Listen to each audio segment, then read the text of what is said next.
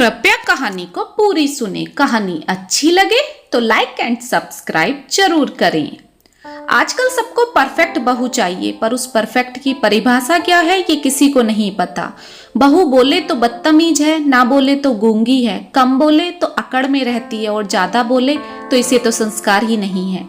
ऐसा ही कुछ हाल था राधिका का। बड़े अरमानों से राधिका अपने ससुराल आई थी। सोचा है मायके की तरह ससुराल भी तो घर ही है, सब अपने हैं। मैं सबसे प्यार करूंगी तो सब मुझे भी प्यार करेंगे।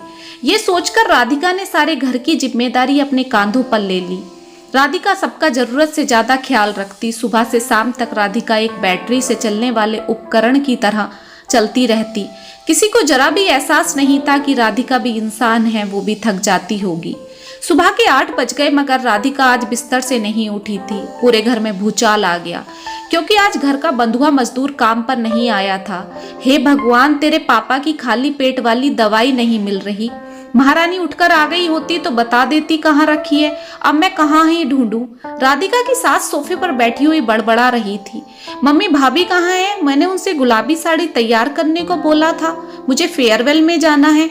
हमें ना पता, आज तो मैडम कमरे से बाहर ही ना निकली। राधिका की सास ने मुंह बनाते हुए बोला, कैसे नहीं निकली? मैं कॉलेज के लिए लेट हो जाऊंगी। अभी भाई को बोलती हूँ। भाई, भाभी को जल्दी उठा, मैं लेट हो रही हूँ। अरे लेट तो मैं भी हो रहा हूँ। राधिका ने ना नाश्ता बनाया ना मेरा लंच तैयार किया। राधिका राधिका, कुणाल कमरे में आवाज लगाता हुआ पहुंच गया।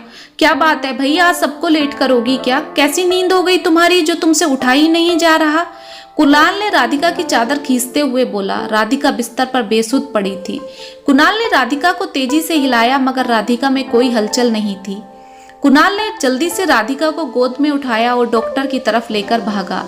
कुछ जरूरी चेकअप करने के बाद डॉक्टर ने बताया राधिका रेस्टलेस सिंड्रोम की बीमारी से घिर चुकी है।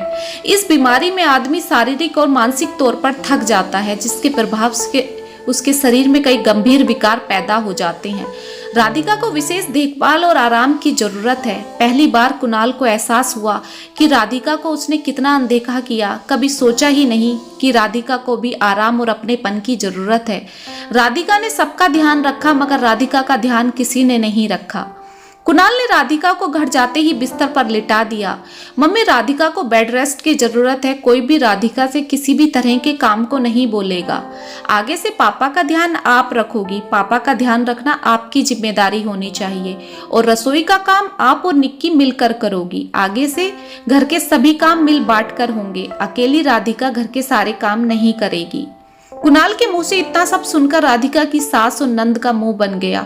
मगर क्या ही कर सकती थी। जब राधिका का पति राधिका के साथ है तो कोई राधिका का क्या बिगाड़ सकता था।